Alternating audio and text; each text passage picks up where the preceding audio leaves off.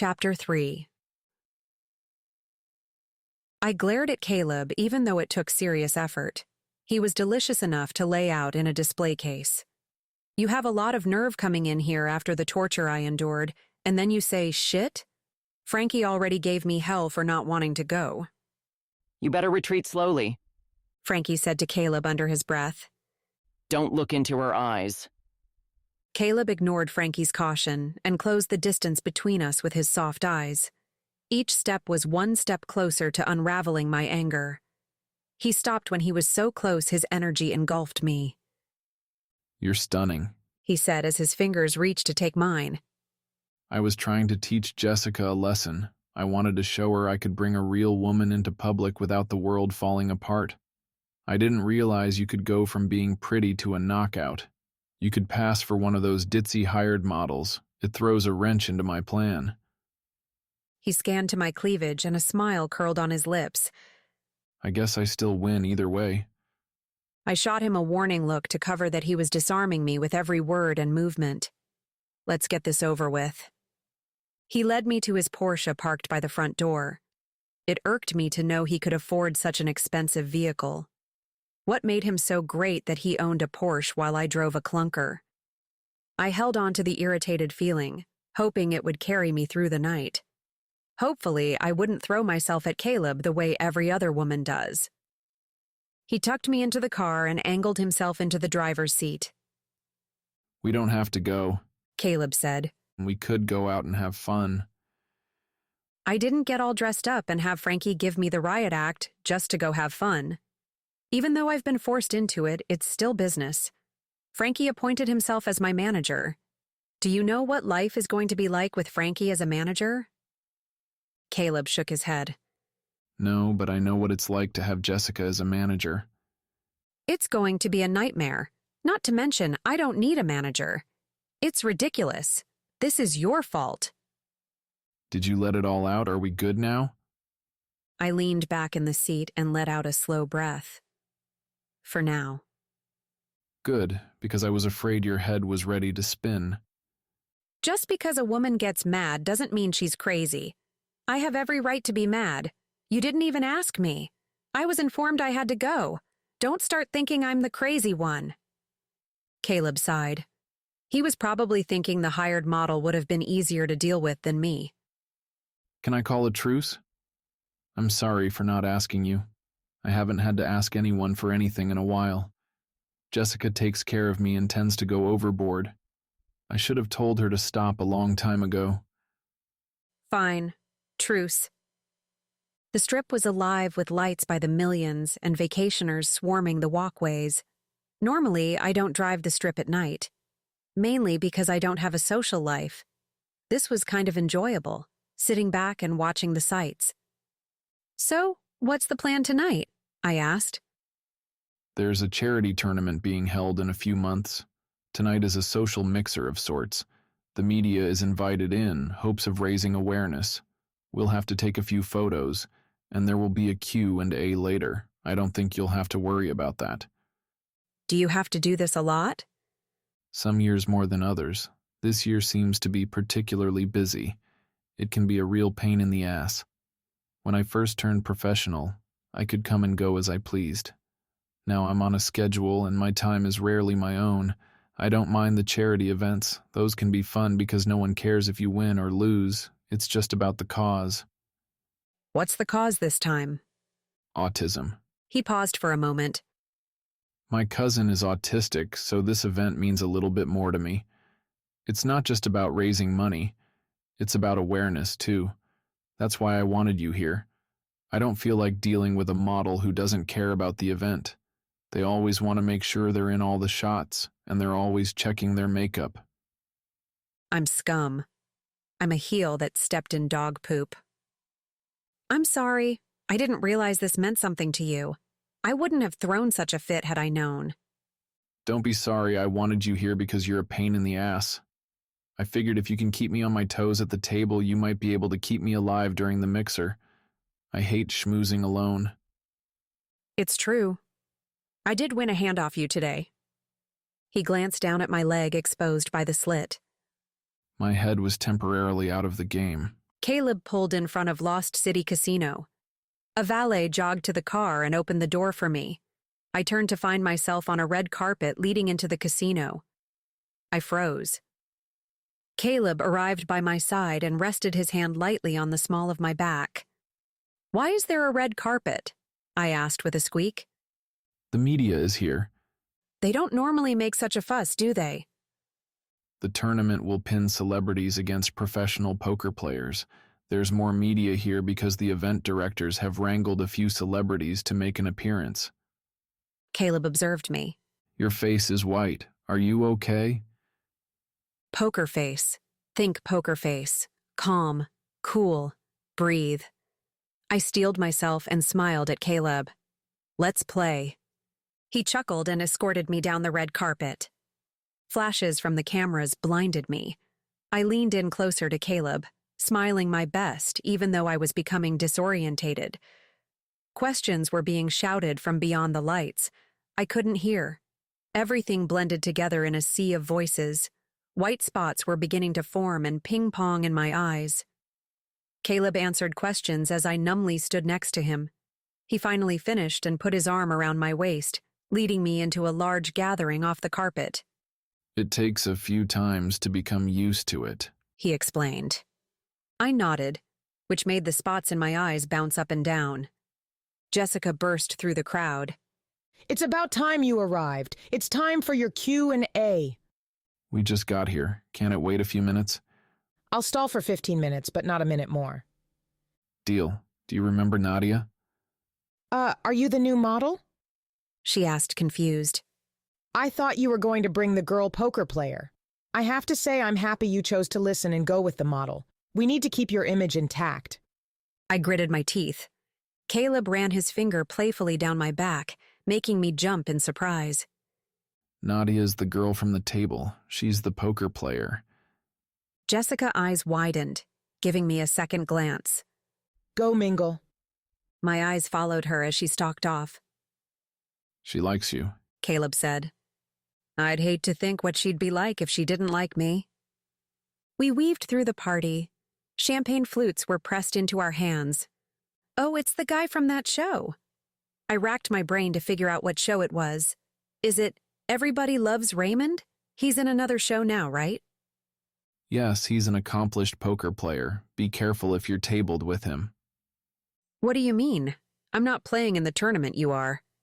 You're playing. I had Jessica sign you up. But the tournament is by invitation only. You can't just sign someone up.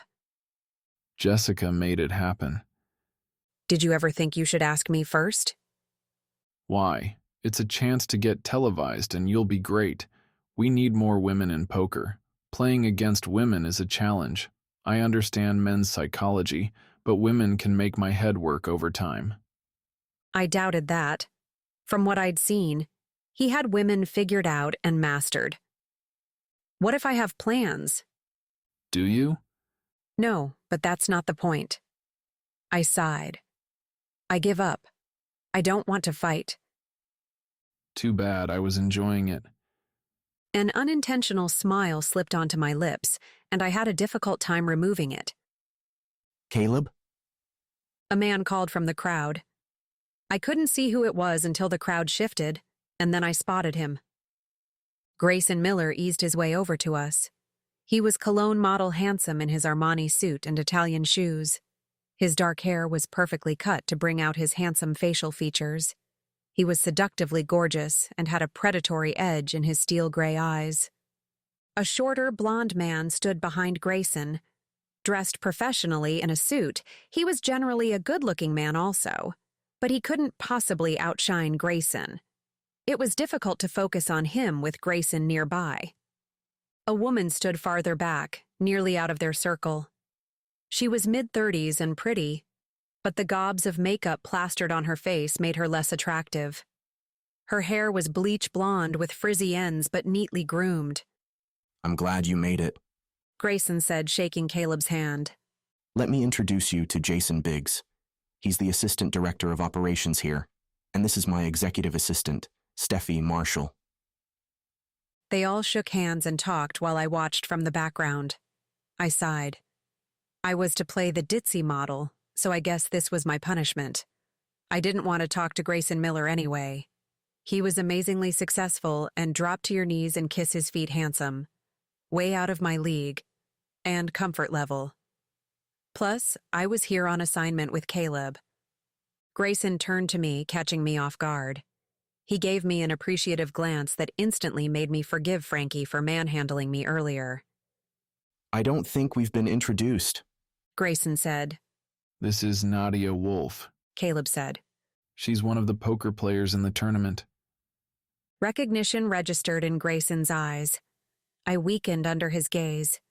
There was something in his gray eyes that made me drink in every word he said. It's wonderful to see you again, but not with a drink in your hands.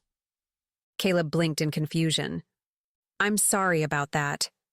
My palms clammed with sweat, threatening to dislodge the champagne flute. I didn't mean to spill my drink on you. I know. He smiled. A tribal drum beat a rhythm through my core. You explained and apologized profusely before, but it's fun to tease. Actually, it sealed the deal with my new Japanese partner. He thought it was hysterical. He said that anyone who keeps calm while they're dripping with sangria is a real businessman.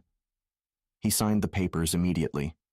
Granted, they were a little wet, but it's still legal.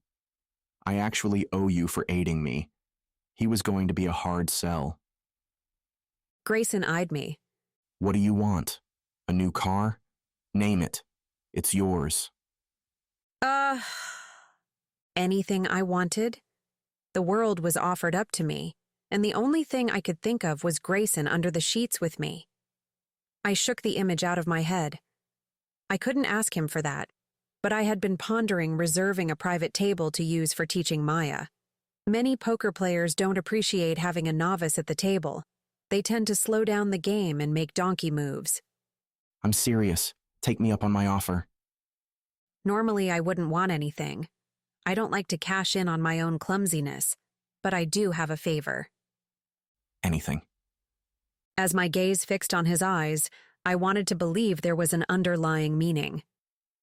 Can I request a private table with a dealer tomorrow? I'll need it for an hour. I offer you any present in the world and you choose a table for an hour? Yes. Caleb smiled with amusement. Grayson's eyes softened. His lips formed a smile, driving my hormones into a swirling tornado.